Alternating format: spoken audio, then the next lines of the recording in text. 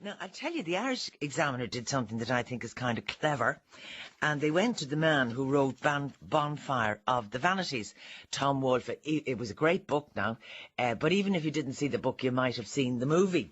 And they got him to write about what is happening at the moment in the United States and the money world. And he talks about masters of the universe.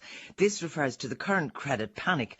The masters of the universe is a phrase from that book referring to ambitious young men, there were no women, who starting with the 1980s began racking up millions every year, millions in performance-related bonuses at investment banks like Solomon Brothers, Lehman Brothers, Bear Stearns, Merrill Lynch, Morgan Stanley and Goldman Sachs. The first three no longer exist. The fourth is about to be absorbed by Bank of America. The last two are being converted into plain vanilla our town banks. That's according to Tom Wolfe, writing today in the Irish Examiner. Now, sitting across the table from me this morning is a gentleman whom I have no doubt read and saw the movie, Bonfire of the Vanities. He is the chair of Anglo Irish Bank. He was CEO of Anglo for about 22 years.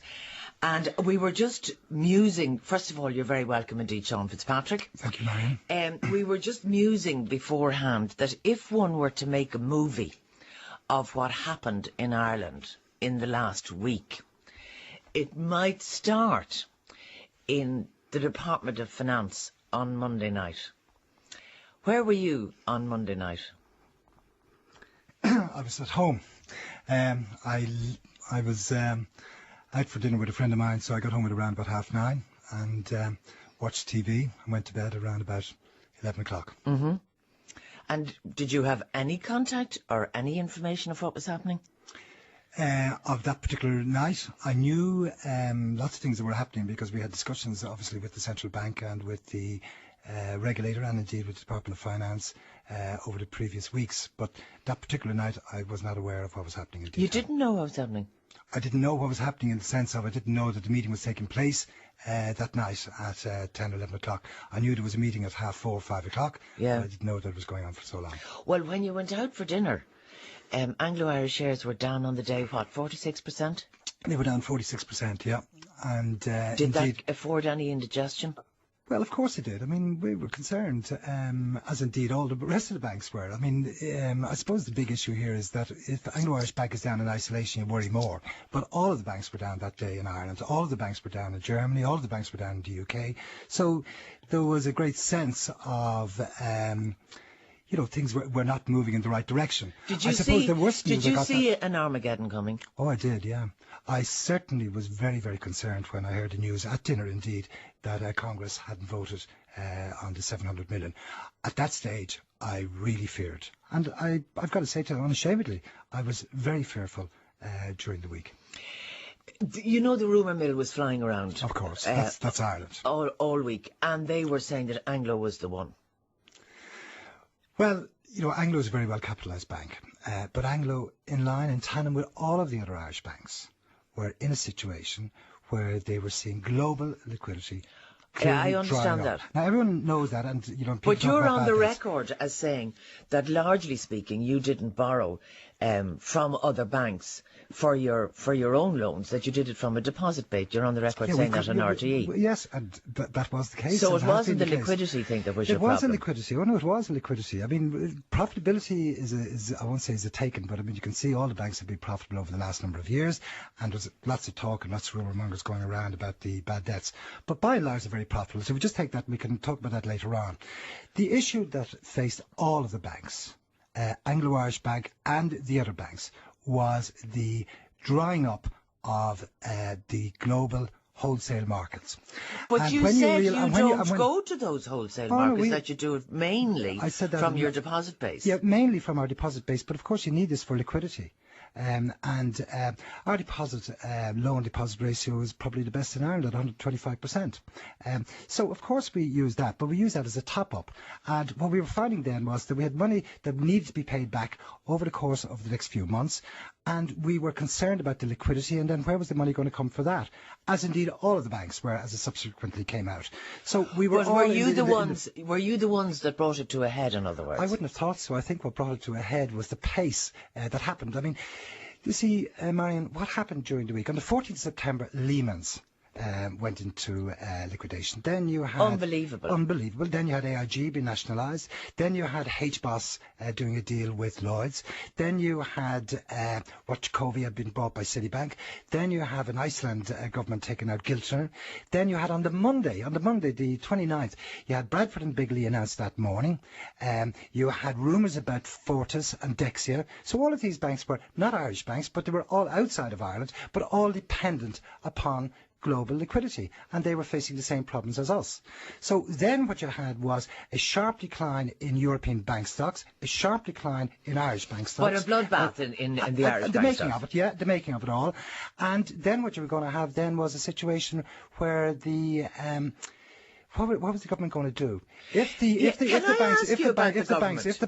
banks were going to face this global liquidity crisis, then we had a situation in Ireland where we're part of Europe, but we're Irish, and all of the banks were facing this. It wasn't just one bank; it was all of the banks. Yes, but it would appear that one happened. Yeah, but then one was teetering more than the other. It was. So now you're getting into discussion with me and just on the timing of one as against another. Yeah. I mean, you heard the story. I mean, AIB and Bank of Ireland asked to see the Minister for Finance on Monday evening, and were they in touch with you? Oh yeah, we had spoken with each other. Of course we had, yeah. I mean, we knew that every bank was trying. This was not a shameful position to be in, Marian. This was a reality. It was a dangerous place to be in. It was a dangerous place, but it wasn't a shameful position because it wasn't the creation of Irish banks that this had occurred. Well, then why is every commentator, left, right and centre, saying that the Irish banks behaved imprudently, some would say recklessly, in the amount of money given and lent for property deals when the dogs in the street who don't own a house knew that the property market was going down? Sure. Okay, Marian, I'll just deal with that one second, but I just want to really get kill off was that they must be divorced, the global liquidity situation, with the view and the rumours and the speculation about property in Ireland. That was not the cause. Because... Well, now, if I just look here, in June... Just one second. Let me just finish this in one. June, the investment bank, Citigroup, published a negative report on Irish banks, cutting its recommendation on Anglo-Irish Bank from hold to sell. Sorry, Marian, the Citi report said that 80% of Anglo's loans are secured against Irish and UK commercial property. And this is where the confusion comes in. They are investment reports about stock market holdings. Okay? And they are shareholders, recommendation to shareholders. We're not talking about the providers of liquidity.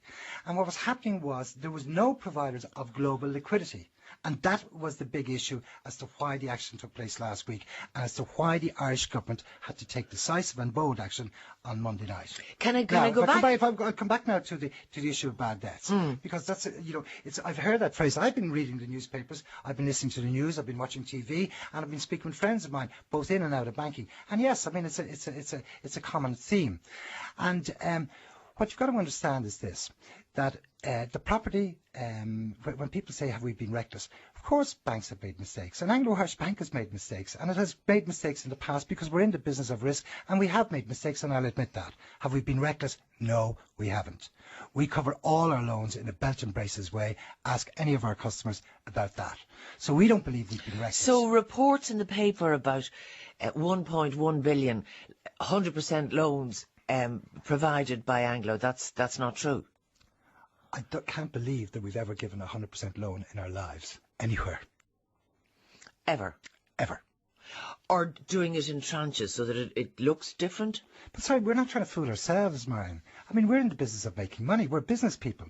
And what we want to do is, we don't want to be reckless. We want to make money. In fact, if I had been sitting here with you 2 years ago, you would have been saying, look at all you guys, you're making all this money. I mean, now we're just turning around and sort of saying you've been reckless and you're not going to make money. Well, the reason we're concerned about whether or not you've been reckless is that we're signing the guarantee. Absolutely. So we have a vested interest now in ways that we, and by we we, I mean all the listeners, had never had before. And Marian, I agree fully. And I think the world has changed since last Monday. And I think, as a chairman of a bank, we're going to have to take into account the views of the taxpayer in a way that we've never done that before. Well, this is a whole new paradigm, I think, for the boardrooms of Irish banks. How did you react to the Michael Fingleton email? I just read about that yesterday afternoon, and I'm sorry for the kid, the young son, and I really don't know an awful lot. I was sorry about that because that shouldn't have happened. But he was a young man. I think he was motivated by the right ideas, but obviously he wasn't directed. Made a lot of ordinary people very angry, well, and they thought, here we go now. Yeah, we've signed the guarantee, and they're heading off. Absolutely. No, I can understand that, but I'm not close enough to it, Marian, and I don't know the person involved, but of course it was wrong, but I think it was misplaced. I don't think it was. Okay, let me go back a couple of weeks. When were you? Were you involved in talks at any stage with the government? Was I in talk? Well, I met the Department of Finance officials, and I met the Minister Lenihan, and clearly I spoke on a regular basis, although they were led by David Drubb, our Chief Executive, with the regulator and the Central Bank. And what kind of input does the regulator have in your lives? Well, he regulates very closely. He gets all of the information that he wishes to get from us in relation to our lending, in relation to our liquidity, in relation to our deposits. And everything he comes in, he does internal audits. He looks at the top 20 loans, 40 loans. He gets information about various ratios, all of that. And the Central Bank will also get that type of information if required as well. Is that every quarter? Or? Yeah, every quarter. And then any time they wish to make visits to all of the banks. Have they been doing a lot of visiting recently? Not recently, but I mean they have been doing consistent visits over the years. And I mean they've been very mindful of the issue in relation to the growth in lending over the years, and particularly in the growth of lending to home loans and mortgages, and indeed in the growth of lending to developers. I'll come back to that in a minute about the lending to developers, but I'm just trying to get a picture of the run-up of what was happening. I mean, if you take that 2 or 3 weeks ago, it became clear that people were taking their money out of banks. It was supposedly irresponsible to even mention the fact that people were taking the money out of banks. Was there much money taken out of your bank? No, not dramatic. I mean, you gain money, you lose money, depending on what's going on. But I mean, banks depend on confidence, and there's no question about it. Confidence was being eroded, I mean, by various comments and by various people in the street, because that was my money safe. Now, but what was happening was, again, it was the confusion of people like simple understanding. They like to have a simple reason for what's going wrong. And the reasoning which they were given by the media and by commentators was that the banks had overlent and had lent recklessly. Against that background, we had the global drying up of liquidity. That was the key issue. That was the key issue why the government came in with a bank guarantee. Now, the government the week before, had come in with a guarantee for deposits for 100,000. And that was seen as positive. Did that stop an outflow? Oh yeah, I mean that was really geared at the retail and small corporate loans, and it did, yes, without doubt. Had you been losing money? Had money been going out your door before that? Well, you see, money had been moving in and out because what people were doing. Well, obviously, but sorry, just let me finish this point. They were spreading their money. So we were receiving money in from other banks where they were sort of cut to the maximum of 20,000, and we were losing money where, say, we had 100,000 of deposit, we were losing 80 with 4 cheques going out to 4 different banks. So it was that type of stuff. Was there a lot of it? There was fair movement in it, but nothing of a very serious nature. And what happened then after the 100,000 guarantee? Well, that sort of calmed things down. But as I said, that was, if you like, geared at the local market. Okay? Yeah. But the big issue going on all the time, which wasn't really well heralded and wasn't spoken about and wasn't reported on, was the global crisis, which wasn't aiming anything at Ireland in particular, or certainly any of the banks. Well, it is alleged that some of the hedge funds took a look at Ireland and said... Sorry, we're talking about hedge funds. That's investors, okay? Yeah. And that's shorting banks and things like that. Yes. I'm just talking about the global liquidity availability. There was nothing there because it was a systemic. So there was no money available, even if we wanted it, which Irish banks wanted it.